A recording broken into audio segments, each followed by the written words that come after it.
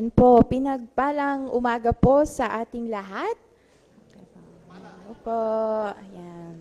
Maraming salamat po ulit sa pagpapakilala. Muli ako po si Ms. Pa Santillana o ang aking pong nickname, ang tawag po sa aming simbahan ay Bright. Malayo po sa totoong pangalan pero yun po ang kinalikahan ko na.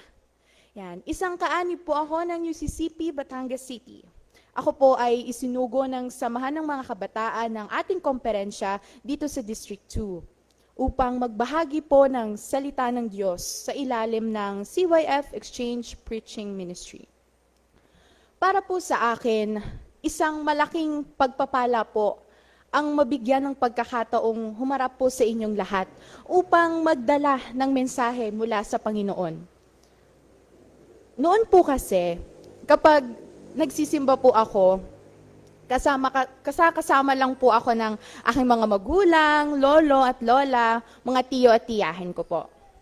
Ako po yung batang nakaupo lang po sa isang tabi kasama nila, nakikinig, at sumasama po sa mga gawain ng simbahan. Pero ngayon po, ako na po ang nakatayo rito sa inyong harapan. Kapag naiisip ko po iyon, napapangiti na lang po ako. Parang ipinapaalala po sa akin ng Diyos na hindi natin palaging alam kung saan niya tayo dadalhin. Minsan, nakaupo ka lang at nakikinig. Hanggang dumating ang panahon na ikaw naman ang tatawagin niyang tumayo, magbahagi at maglingkod. At dahil isa po akong kabataan, may naalala po akong kantang bagay po sa ating mensahe. Hayaan niyo pong aking kantahin. Alam niyo po ba ang kantang Tara Let's? Ito po yun.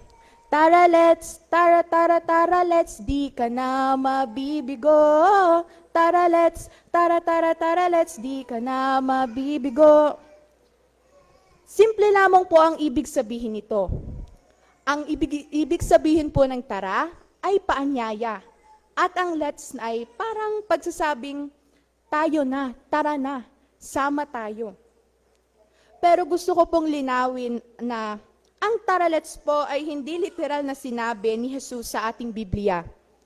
Ginagamit lamang natin ito bilang simpleng paalala sa paanyaya ni Kristo at sa ating pagtugon sa Kanya. Dahil meron talagang paanyaya si Jesus. Sabi niya po sa Mateo chapter 11 verse 28, lumapit kayo sa akin, kayong lahat na napapagal at nabibigatan. At sa Lucas chapter 4 verse 18 to 19, ang ating pong teksto ngayong araw, ipinahayag niya kung bakit siya isinugo. Sumasa akin ang Espiritu ng Panginoon sapagkat hinirang niya ako upang ipangaral ang mabuting balita sa mga dukha. Isinugo po si Jesus upang magdala ng mabuting balita sa mga dukha, kalayaan sa mga bihag, at pag-asa sa mga inaapi. Dito po natin nakikita ang mga taong madalas nating iugnay sa salitang anawim. Ano po ba ang anawim? Ang mga mahihina, api, sugatan, at mga taong natutong umasa na lang sa lubos sa Diyos. Habang pinag-iisipan ko po iyon, na-realize ko po na hindi pala ito ganoon kalayo sa sarili kong karanasan. Noong ako po ay 7 taong gulang, dumaan po ako sa isang matinding pagsubok sa aking kalusugan. Sa ganoon pong edad, maaring hindi ko pa po lubos naiintindihan ang lahat na nangyayari. Pero isang bagay lamang po ang malinaw na malinaw sa akin. Mabuti ang Panginoon. Hindi niya ako pinabayaan at hindi rin niya pinabayaan ang aking pamilya. Hanggang ngayon, kasama ng aking pamilya, patuloy kaming nagtitiwala na siya ang nagbibigay sa akin ng buhay, lakas, pag-asa at kagalingan. Kaya kahit bata pa po ako, naunawaan ko kahit kaunti yung pakiramdam na may mga bagay sa buhay na hindi natin kontrolado. Minsan nga po wala tayong ibang magawa o magagawa kundi kumapit. At bilang bahagi rin po ng Generational Z or Gen Z, alam ko pong maraming kabataan ay may sariling pinagdaraanan. May pressure, pressure sa pag-aaral, takot sa future, sa kinabukasan, comparison, at mga laban na hindi palaging nakikita. Kaya sa iba't iba pong paraan, nauunawaan din naming mga kabataan ang pangangailangan sa Diyos. At iyon po ang magandang balita sa Lucas 4. Hindi nilalayuan ni Kristo ang mahina. Nilalapitan niya. Kaya kapag sinabi natin ngayong araw na, tara let's, isipin po natin itong paalala. Lumapit tayo kay Kristo. At kapag tinawag niya tayong humakbang, tayo na. Bago tayo po makapaglingkod, siguro kailangan muna nating sagutin ang tanong na, sino ba ako sa mata ng Diyos? Mahalagang tanong ito lalo na sa panahon ng social media. Kapag nag-post tayo at marami nag-like o nag-heart, syempre po masaya tayo. Parang may confirmation na, okay, ito na to, napansin ako. Pero paano po kapag kakaunti po ang reactions, like, o nag-heart, napapaisip po tayo na, bakit parang walang pumapansin? Bakit parang kulang yung likes, ganon? Alam po nating mga kabataan yan. Mayroon pa nga pong tinatawag na cloud chasing o cloud chaser. Yung paggawa po ng mga bagay para lang mapansin, sumikat, o makakuha ng approval sa ibang tao. At kapag nasanay po tayo roon, para bang ipinapasa natin sa ibang tao ang kapangyarihang magsabi kung gaano tayo kahalaga. Habang lumalaki po ako, unti-unti ko pong nare-realize na hindi pala po dapat ganun. Siyempre, mahalaga na po sa akin ang sinasabi ng aking mga magulang na kapag sinabi nilang, ang ganda ng anak ko. Siyempre po, maniniwala po ako. At papaniwalaan ko po sila. Charot. Pero habang lumalaki po ako, naiintindihan ko rin na may mas mahalagang tanong. Ano ba ang tingin ng Diyos sa akin, sa atin?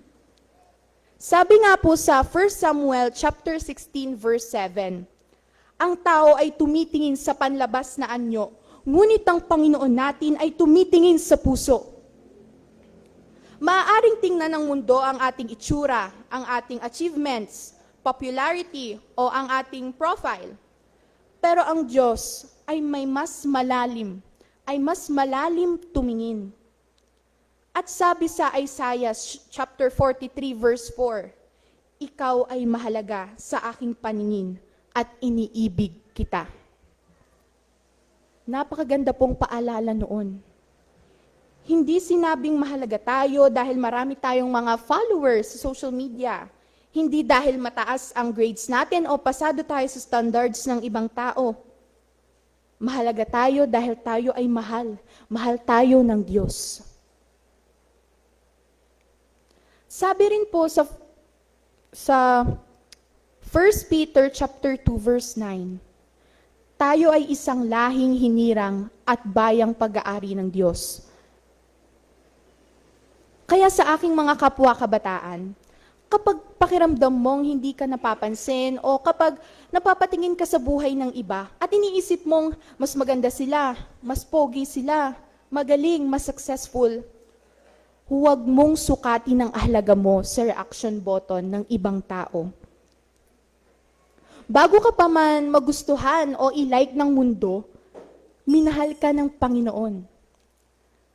At minsan naiisip ko rin po kung sinabi niyo sa akin noong 7 taong gulang ako na darating ang araw na tatayo ako sa harapan ng isang kongregasyon at magbabahagi ng salita ng Diyos, ay baka hindi po ako maniwala. Pero nandito na po ako ngayon, nandini na ho ako ngayon sa inyong harapan. Hindi dahil perfecto po ako at hindi dahil wala na akong kahinaan, kundi dahil may Diyos po na tumingin sa akin at nagsabing, may lugar ka sa aking gawain. Ayan po. May lugar kayo, ikaw, sa kanyang gawain. At naniniwala akong ganoon din siya tumitingin sa bawat isa sa atin. Kapag malinaw sa atin kung sino tayo sa kanyang paningin, hindi na natin kailangang ubusin ang buhay natin sa paghahanap ng approval ng mundo. Mas madali nating masasabing, Panginoon, narito po ako, gamitin mo ako. Kaya, tara let's, tayo na. Pangalawa po, kung nalaman na natin kung sino tayo sa mata ng Diyos, may isa pang magandang katotohanan. Sabi ni Jesus, mapapalad ang mga dukha sa Espiritu, sapagkat kanila ang kaharian ng langit. Parang kakaiba po, hindi po ba? Kung ang anawim ay mahina o dumaraan sa hirap, bakit sila tatawaging mapalad? Hindi dahil maganda ang paghihirap. Siyempre po, mahirap po ang paghihirap. Hindi rin dahil gusto ng Diyos na masaktan tayo. Ang magandang mensahe ay ito. Sa mga panahong mahina tayo, maaaring nating maranasan ng mas malalim ang biyaya. Biyaya po ng Panginoon. Kapag feeling po natin, kaya natin ang lahat, minsan nakakalimutan nating kailangan natin siya. Pero kapag dumating iyong pagkakataong hindi na natin alam ang ating gagawin, doon nating minsan nasasabi, ganito rin ang naranasan ni Apostol Pablo. Sinabi sa kanya ng Panginoon sa 2 Corinthians chapter 12 verse 9, sapat na sa iyo ang aking biyaya, sapagkat ang aking kapangyarihan ay nagiging ganap sa kahinaan. Kaya nasabi po ni Pablo, kapag ako'y mahina, saka ako malakas. Kaya siguro po mapalad ang anawim, hindi dahil maganda ang hirap, kundi dahil maaari nilang matuklasan na may isang Diyos. Isang Diyos na hindi umaalis kapag mahina sila. At kapag naranasan natin ang Diyos sa mga ganitong panahon, hindi dapat doon matatapos ang kwento. Ang biyayang naranasan natin ay nagiging patotoong maaari nating ibahagi sa iba. Kaya habang nakatingin po ako ngayon sa ating kongregasyon, niisip ko po, ilang kwento kaya ng kabutihan ng Diyos ang naririto sa simbahang ito? May mga kabataan, young adults, mga magulang, lola at lolo, at mga elders. Iba-iba ang edad natin at iba-iba rin ang ating pinagdaanan. Maaari nung nagkasakit kayo, nagkaproblema ang pamilya, nawala ng mahal sa buhay, o dumating ang panahong akala nyo ay wala ng paraan. At iyon ang isang pinakamagandang bagay tungkol sa simbahan. Multi-generational po tayo. Meron po tayong mga baby boomers, Gen X, mga millennials, Gen Z, Gen Alpha. Yun po ang ating multi-generational.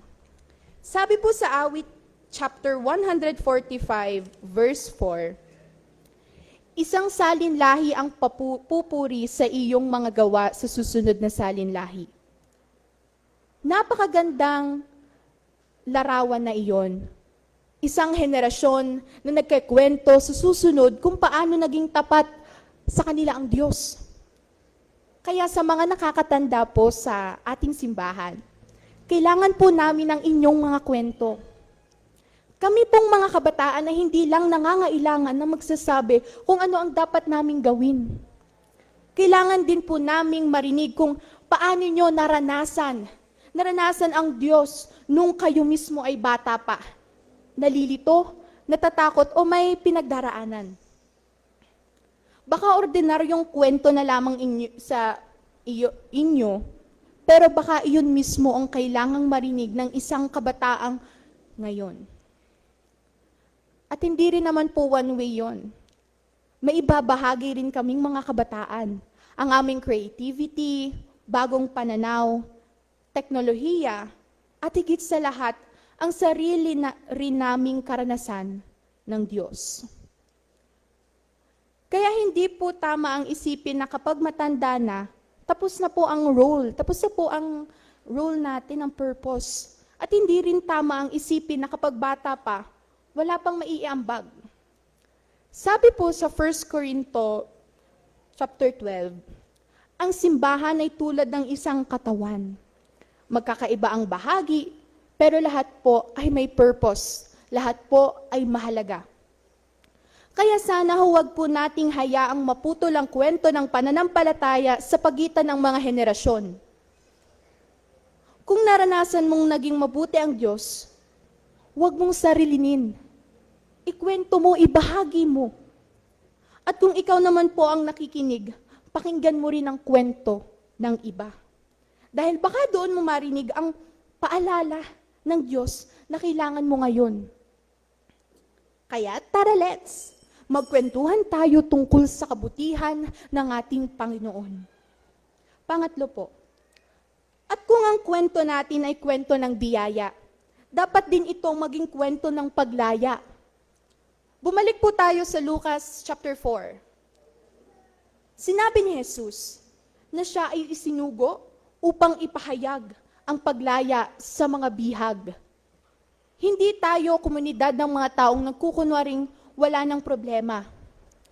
Tayo po ay komunidad ng mga taong patuloy na hinahawakan at pinalalaya ni Kristo. At handa po tayong sumama sa iba habang sila rin ay unti-unting bumabangon. Kaya kung may bagay na pumipigil po sa atin, tara, let's lumapit po tayo kay Kristo. At kung may taong nahihirapang humakbang, tara, let's samahan po natin siya.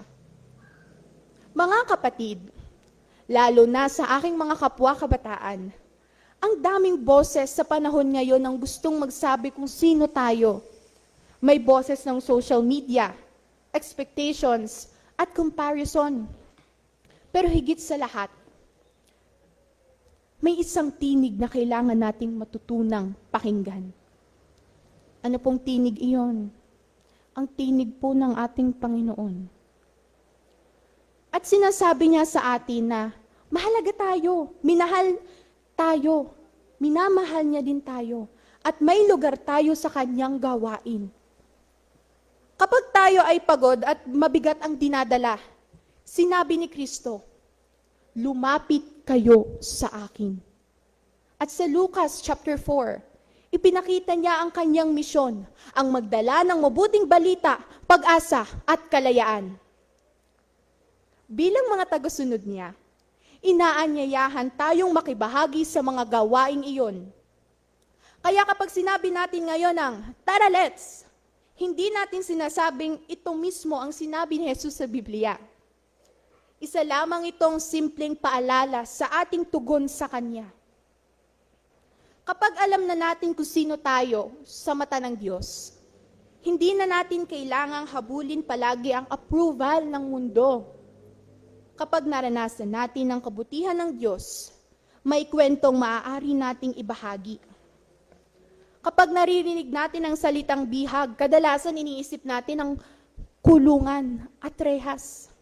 Pero ngayon, marami ring uri ng pagkabihag na hindi nakikita. Maaaring mabihag tayo ng kagustuhang laging makasabay sa uso. Maaari tayong bihagi ng takot, pressure, comparison, at sobrang pag-alaala.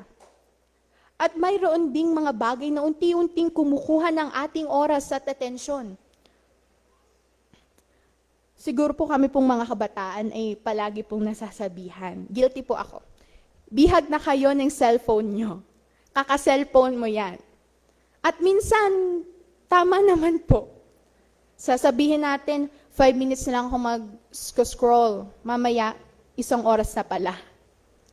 May pagkakataon pang magkakasama tayo sa isang hapagkainan, pero lahat nakatingin sa baba, sa kanilang screen, cellphone. Magkakalapit ang katawan, pero magkakalayo ang atensyon. May pressure din na maging perfect. Parang kailangan laging maayos ang itsura, mataas ang performance, productive at successful. Minsan, tayo mismo ang bumabalik sa mga bagay na kumokontrol sa atin dahil doon tayo komportable. Mas madaling mag-scroll kaysa humarap sa problema, di po ba? Mas madaling magtago sa likod ng screen kaysa makipag-usap. Pero ito po ang mabuting balita. Sabi ni Jesus sa John chapter 8 verse 36, kung palalayain kayo ng anak, tunay ngang magiging malaya kayo. At sabi naman po sa Galatia chapter 5 verse 1, pinalaya tayo ni Kristo upang mamuhay bilang mga taong malaya. Si Kristo po ang nagpapalaya. Hindi po ibig sabihin na kaya nating ayusin ang lahat sa sarili nating lakas. Pero kapag inaalok sa atin ni Kristo ang kalayaan, kailangan din tayong tumugon. Kung may bagay ng kumokontrol sa ating oras at atensyon, matuto tayong maglagay ng limitasyon. At kapag naranasan natin ang paglaya ni Kristo, maaari rin tayong maging kasama ng ibang naghahanap ng pag-asa. Sa mga kapwa ko kabataan, hindi natin kailangang hintayin na maging perpekto tayo bago maglingkod. Minsan, ang kailangan lamang isang kabataang handang magsabi, Panginoon, narito po ako. At sa mga nakakatanda sa simbahan, samahan niyo po kami. Ikwento niyo po kung paano naging tapat ang ating Panginoon sa inyong buhay. Pakinggan din niyo po kami at pagkatiwalaan niyo rin po kami. Dahil ang simbahan na hindi para sa isang henerasyon lamang. Ito po ay tahanan ng iba't ibang edad at iba't ibang kwento. Pero iisa ang Kristo nating sinusundan. At sa mundong laging may bagong trend, sana piliin nating sumunod. Kanino po susunod? Kay Kristo po. Kapag narinig natin ang kanyang paanyayang, lumapit kayo sa akin. Sana handa po tayong sumagot ng tara let's. Sabay-sabay nga po nating sabihin ng tara let's. 1, 2, 3, go.